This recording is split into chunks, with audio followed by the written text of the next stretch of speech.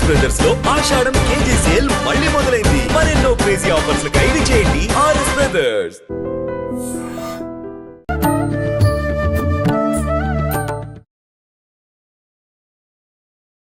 నమస్కారం, welcome to I dream. ధర్మ మార్గం విత్ విజిత కార్యక్రమానికి స్వాగతం. ప్రస్తుతం మనతో పాటు ఉన్నారు ప్రముఖ ఆధ్యాత్మికవేత్త, లలిత ఉపాసకులు శ్రీ శ్రీ శ్రీ నానాజీ పట్నాయక్ గారు. ఇప్పుడు వారితో మాట్లాడదాం. నమస్కారం అండి. శ్రీమాత్రే నమః. గురుగారు, ఈ మధ్య కాలంలో మీతో మాట్లాడిన సందర్భంలో మీరు దేవీపురం అమ్మవారి ఆలయానికి వెళ్ళొచ్చినట్టుగా చెప్పడం జరిగింది. నిజంగా నేను విన్నాను, అక్కడ లలిత అమ్మవారి ఆలయం చాలా ప్రసిద్ధి పొందిన ఆలయం అని చెప్పి, చాలా అంటే గమ్మత్తైన వింతలన్నీ ఆలయంలో ఉంటాయి అని చెప్పి, అంటే పురోహితుల దగ్గర నుంచి శ్రీచక్రం దగ్గర నుంచి ప్రతి ఒక్కటి కూడా. ఏంటి అసలు అవన్నీ మీరు డైరెక్ట్ గా చూసొచ్చారు కదా, ఒక్కసారి వాటి గురించి వివరించరా? తప్పకుండా. ఫస్ట్ ఆఫ్ ఆల్ ఏంటంటే, ఆ ఆలయం ఎవరైతే నిర్మించారో ఆ నిర్మాణానికి ముందు అతను ఒక న్యూక్లియర్ సైంటిస్ట్. అతను యాక్చువల్గా దాంట్లో నిర్మించిన అతను. ఆ నిర్మించక ముందు అతను ఒక నాస్తికుడు. ఆయనకి అసలు దేవుని మీద అంటే మరీ అసలు పూజించడం కాదు, పెద్దగా ఇది లేదు. ఆయన జాబ్ ఏదో అయింది, అట్లా ఉండేవాడు. ఒకరోజు అతనికి కల్లో అమ్మవారు కనబడి, నువ్వు నాకు గుడి కట్టు అని చెప్పింది. అట్లా 2-3 సంఘటనలు కొన్ని జరిగాయి ఆయనకి. జరిగినప్పుడు ఆయనకి ఒక్కసారి మొత్తం జాబ్, అప్పట్లోనే అంత గొప్ప జాబ్ చేసే వ్యక్తి మొత్తం వదిలేసి, నేను అమ్మవారికి గుడి కట్టాలి, ఎలా కట్టాలి అని ఉండగా, ఎందుకు వాళ్ళే వస్తారులే అని అమ్మవారు చెప్పింది స్వప్నంలో. అతను గుడి నిర్మాణం కోసం 3 ఎకరాల భూమిని ఇచ్చాడు ఆయనకి. ఇస్తే వరల్డ్లోనే, అంటే ప్రపంచంలోనే అలాంటి టెంపుల్ లేదు. ఎందుకంటే మనకి శ్రీచక్రం ఉంటుంది చూసారా, శ్రీచక్రంలో బిందు స్థానంలో అమ్మవారు ఉంటే, అక్కడ నుంచి ఒక్కొక్కటి వారాహి, ఈ శ్యామల అమ్మవారు, మిగతా ఎవరైతే ఉంటారో యోగిని దేవతలు ఎవరైతే ఉంటారో వాళ్ళందరూ, అష్టమాతృకులు, వీళ్ళందరూ ఉన్నటువంటిది ఏదైతే మనం శ్రీచక్రంలో చూస్తామో, ఆ శ్రీచక్రంలో ఉన్నట్టే ఒక్కొక్కటి ఇంత విగ్రహం ఉంటుంది. శ్రీచక్రం ఉండి దానిపైన అమ్మవారి విగ్రహాలు కూడా ఉంటాయి. అంటే శ్రీచక్రం లాగే బిల్డింగ్ నిర్మాణం జరిగింది, ఆవరణ మొత్తం. అంటే కన్స్ట్రక్షన్ అంతా శ్రీచక్రాకారం. 3 ఫ్లోర్లు అట్లా కన్స్ట్రక్షన్ శ్రీచక్రంలా జరిగింది. అయితే దానికి అప్పట్లో కొన్ని వివాదాలు కూడా జరిగాయి.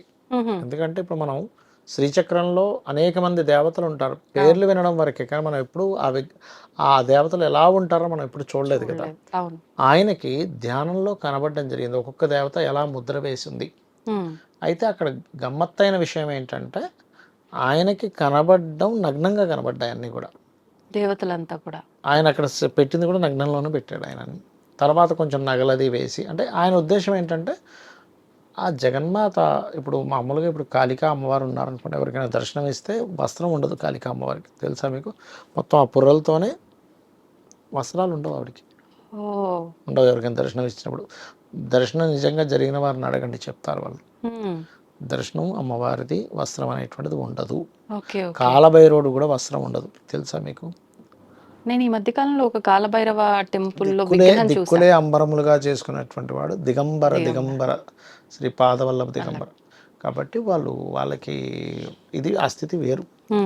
అయితే అక్కడ అతనికి ధ్యానంలో ప్రతి అమ్మవారు కూడా అలా కనబడింది, ఒక్కొక్క ముద్రతో కనబడ్డట్టుగా ఆయన చేయించాడు. చాలా వివాదాలు జరిగాయి, అదేంటి అలా చేయిస్తారు.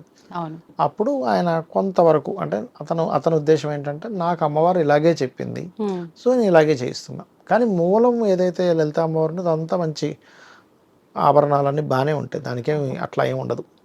కానీ ఇక్కడ ఉండేటువంటి యోగిని దేవతల పరివారం ఎవరైతే ఉంటారో, మొత్తం ఈ శ్రీచక్రంలో ఉండేటువంటి వారు, మోదిని, విమల, ఎవరైతే ఉంటారో వీళ్ళందరూ కూడా ఒక్కొక్కరు సర్వాకర్షణి, రూపాకర్షణి ఇట్లా ఉంటాయి. అలా ఎంతమంది దేవతల విగ్రహాలు ఉన్నాయి మనకి శ్రీచక్రంలో ఎంతమంది ఉంటారో అంతమంది ఉంటారు అక్కడ. అయితే తర్వాత కొంచెం మార్పు చేశారు అన్నారు. అంటే ఏమిటంటే, నగలు పెట్టడం కొంచెం, అంటే కొంత జ్యువెలరీతో కొంత కవర్ చేయడం, ఇట్లాంటివి చేశారు. అయితే అక్కడ ఏంటంటే 3 ఎకరాలు యాక్చువల్గా వాళ్ళు అప్పుడు ఇచ్చింది, దాని తర్వాత వీళ్ళు సంథింగ్ 5-6 ఎకర్స్ ఏమో కొని మళ్ళీ ఇంకొంచెం ఎక్స్టెన్షన్ చేశారు. ఇప్పుడు అక్కడ ఒక గోశాల కూడా ఉంది. ఇంకోటి ఏంటంటే, మనం లోపలికి వెళ్ళిన తర్వాత వాళ్ళు, అంటే నేను వెళ్ళిన నా ఎక్స్పీరియన్సెస్ చెప్తున్నా. ఫస్ట్ మనం లోపలికి ఎంటర్ అవ్వగానే అసలు ఆ ఆలయం ఎలా వచ్చింది అక్కడికనే దాని మీద ఒక స్క్రీన్ మీద మొత్తం చూపిస్తారు, అసలు ఎవరు దాన్ని నిర్మించారు, అతనికి ఎట్లా వచ్చింది. ఎందుకంటే ఆ స్థలంలో ఎప్పుడైతే 3 ఎకరాల స్థలం డొనేట్ ఇవ్వబడిందో అవును. ఆ స్థలంలో వాళ్ళకి ఎక్కడ కట్టాలి ఏంటన్నప్పుడు ఒక శ్రీచక్రం దొరికింది వాళ్ళకి అక్కడ ఆ ప్లేస్లోనే. ప్లేస్లో దొరికింది. సో శ్రీచక్రం దొరికినందుకు ఆ దొరికిన ప్రదేశంలోనే వాళ్ళు ఆ ఆలయం కట్టడం జరిగింది. లోపలికి వెళ్ళిన తర్వాత మనకి ఈ రకంగా స్క్రీన్ మీద మొత్తం చూపిస్తారు. దాని తర్వాత లోపల దర్శనం జరిగిన తర్వాత ఆ పక్కనే గోశాల ఒకటి ఉంటుంది. గోశాల దాని తర్వాత అక్కడ గురుకులం ఉంది. స్త్రీలకి ఆడపిల్లలకి వేదం నేర్పిస్తారు అక్కడ. ఆడపిల్లలకి వేదం. ఆడపిల్లలకి వేదం మామూలుగా నేర్పిస్తారు. ఆడపిల్లలు వేదం చదవచ్చా? చదవకూడదు అని ఏం లేదు. కాకపోతే వాళ్ళకి కొంత ఋతుక్రమం ఇవన్నీ ఉంటాయి కాబట్టి అడ్డం కదా అని చెప్పి చదవకూడదు అని లేదు. అలా అయితే వేదమాత ఎవరు? అమ్మవారే కదా మరి. అవును. అవునా కదా, సరస్వతీదేవి ఎవరు మరి? అమ్మవారు ఆడ మనిషి. అట్లాగే మీకు 2 శివలింగాలు ఉన్నటువంటిది ఒక ఆలయం ఉంది. 2 శివలింగాలు, 2000, 2 కాదు 2000, 2000 శివలింగాలు 2000 శివలింగాలు ఈ ఉండేటువంటి ఆలయంలో ఉన్నాయా? ఆ, ఇంకొక ప్రాంగణం అది. ఓకే. అక్కడ ఒకటి ఉంది. కామాఖ్య ఆలయం ఉంది అందులో మళ్ళీ. అందులోనే స్వయంభూగా వెలిచినటువంటి కామాఖ్య అక్కడ. కామాఖ్య ఆలయం ఉంది. ఇలాగా ఇవన్నీ ఉన్నాయి అక్కడ. అయితే నాకు వెళ్ళిన తర్వాత నాకు అనుభూతి జరిగింది ఏమిటంటే, ఏదో ఆలయానికి వెళ్ళొచ్చినట్టుగా వెళ్ళొచ్చడం కాదు, ఏదైనా సాధనా ప్రదేశంలో అనిపించింది అది. అంటే వెళ్ళి చూడండి మనం జపం చేసుకుంటాం, ఇప్పుడు కాశీకి వెళ్తారు, అవును, సాధనా ప్రదేశంగా భావిస్తారు కాశీ ఒకటి, అలాగే మనకి కామాఖ్య టెంపుల్ ఒకటి, ఇట్లా కొన్ని ఉన్నాయి, హిమాలయాలు ఒకటి. ఎలా అయితే మనం సాధనగా భావిస్తామో అక్కడికి వెళ్తే మాత్రం కంప్లీట్ సాధన. మనకు ఫోన్ కూడా వాళ్ళు తీసేసుకుంటారు. ఫోన్ లోపల తీసుకెళ్ళడానికి వీల్లేదు, బయట వదిలేసేయాలి. లోపలికి వెళ్తే మనకి ఇంక ఫోన్స్ ఏముండవు, చక్కగా అలాగా జపం చేసుకుంటూ ఉండొచ్చు. ఫోన్లేండి, ఇది ఒక ప్రశాంతత. అంటే అది అమ్మవారు స్వయంగా కట్టించిన ఆలయం కాబట్టి అక్కడ ఎనర్జీ లెవెల్స్ ఎలా ఉంటాయని చెప్పి నేను లోపలికి వెళ్ళి జపం చేసుకున్నా కాసేపు, ధ్యానం లాగా. చాలా ఎనర్జీ ఉంది అక్కడ. అంటే మరి రోజు చేస్తున్నారు కదా మీరు ఇందాక అన్నట్టుగా, స్త్రీలే పురోహితులు అక్కడ, వాళ్ళే మంత్రం అది చదువుతారు, వాళ్ళే తీర్థం ఇస్తారు. అక్కడ ఒక మనకి బియ్యానికి ఒక 100 రూపాయలు కడితే ఆ బియ్యం ఇస్తారు. బియ్యంతో పాటు మనం బియ్యాన్ని అక్కడ వేస్తూ ఉన్నట్లయితే, అంటే శివుడి లింగం అదే ఉంటుంది, మంత్రం చదువుతుంటారు.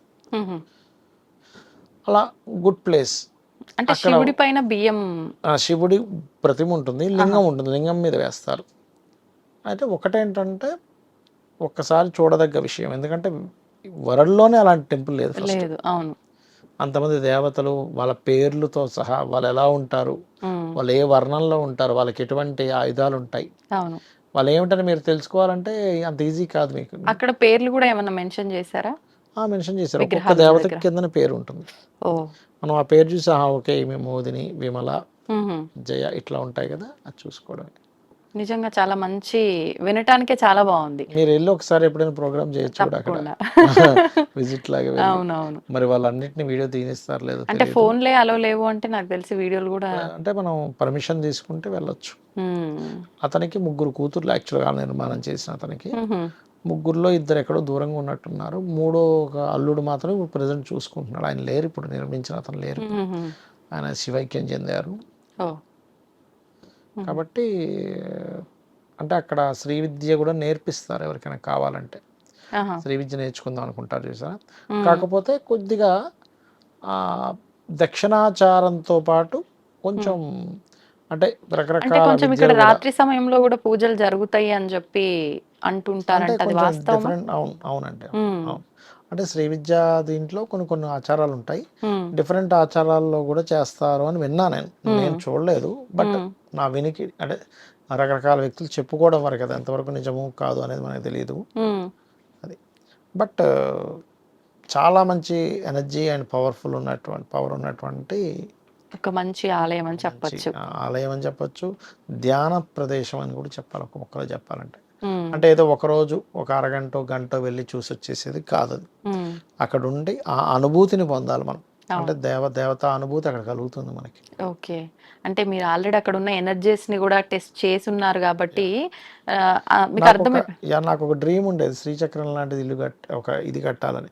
నేను చూసారు నా డ్రీమ్ ఇక్కడ ఆల్రెడీ ఎప్పుడో 20 ఏళ్ల క్రితమే కట్టారు, ఇప్పుడు కాదు, అది 20 years అవుతుంది ఆలయ నిర్మాణం జరిగి. ఓకే, 20 years అవుతుంది. అప్పట్లో అసలు ఆ రోడ్లు వెళ్ళాలంటే భయపడతారు. ఇప్పటికీ కూడా అదేం సిటీలో ఉండదు, సిటీకి అవుట్స్కర్ట్స్లో ఉంటుంది. అనకాపల్లి నుంచి ఒక 25 కిలోమీటర్లు దాదాపుగా, 15 కిలోమీటర్లు 25 నిమిషాలు పడుతుంది. మీకు అక్కడ పెద్ద ఇదేం ఉండదు, మనం ఓన్ కార్లో వెళ్ళాలి. వెళ్ళి లోపలికి వెళ్ళి అక్కడ పార్కింగ్ ప్లేస్ అదే ఉంటుంది. బట్ చుట్టూ ఏమీ ఉండవు, అడవిలా ఉంటుంది అంతా, అది ఒక అడవి ప్రదేశమే మొత్తం. ఓకే ఓకే, అంటే ఆలయం మాత్రం ఉంది కానీ అంత ఏరియా డెవలప్డ్ ఏరియా కాదు అని. ఏరియా కాదు, ఒక ఫారెస్ట్ లాంటి ఏరియాలోనే కట్టినటువంటిది. అక్కడ కళ్యాణ మండపం కూడా ఉంది, ఎవరైనా పెళ్లి చేసుకోవాలంటే కూడా అక్కడ చేసుకోవచ్చు. ఇప్పుడు మామూలుగా బేసిక్ గా ఒక్కొక్క ఆలయంకి వెళ్తే ఒక్కొక్క కామ్యం ప్రకారంగా ఇక్కడ ఈ కోరికలు నెరవేరుతాయి అంటారు కదా, ప్రత్యేకించి ఈ దేవీపురం అమ్మవారి దగ్గరికి వెళ్తే ఈ కోరికలు నెరవేరుతాయని. కోరికలు నెరవేరుతుంది ఈ ఆలయం అంటే, నేను అనేది ఏంటంటే అమ్మవారి దగ్గరికి మనం చెప్తున్నాము, అమ్మవారికి, అమ్మవారు వింటుంది అన్నప్పుడు అక్కడ అందరు దేవతలు ఉన్నప్పుడు ఎందుకు నెరవేరదు? అవును అవును. అంటే నా ఉద్దేశం ఏంటంటే ఈ ఆలయానికే వెళ్తే నెరవేరుతుంది, వేరే దానికి వెళ్తే నెరవేరుతుంది అనేది ఫస్ట్ పెట్టుకోకూడదు. ఈ దేవీపురం వెళ్తే ఖచ్చితంగా నెరవేరుతుంది, కాదనట్ల. ఫస్ట్ నువ్వు అక్కడ మాత్రమే భగవంతుడిని చూసి ఇంకో దగ్గర చూడకపోవడం ఏమిటి? అంతటా అమ్మవారే కదా. సో దేవీపురంలో ఉన్న స్పెషాలిటీ ఏమిటి అంటే సకల దేవతలు అక్కడ ఉన్నారు. ఆ పరివారం ఎవరైతే ఉంటారో శ్రీచక్రంలో ఉండే వాళ్ళందరినీ చూడొచ్చు, అదొకటి గొప్ప విషయం, అది విశేషం. అవును, వాస్తవం అండి. నిజంగా మంచిగా అనిపించింది వింటుంటే. తప్పకుండా ఆలయాన్ని చూడాలి. అంటే మనం అనుకుంటాం లైఫ్ లో ఒక్కసారైనా వెళ్ళి చూడాలి అని అనుకుంటాం, అలాంటి ఒక అద్భుతం, అలాంటి ఒక అద్భుతం అది. ధన్యవాదాలండి. శ్రీమాత్రే నమః. తవ్వుతూనే శివలింగం సరే, దాన్ని అట్లా కప్పేసేయండి, చూపించదండి. మూర్తి పూజ కాదు, సాక్షాత్ బ్రజేంద్ర నందన భగవాన్ ఉన్నారు మూర్తిలో. ఏమీ ఆశించకుండా ఆరాధించే వాళ్ళు కూడా ఉన్నారా ప్రభుజీ? నిజమైన భక్తి అంటే మనకు తెలియదు కాబట్టి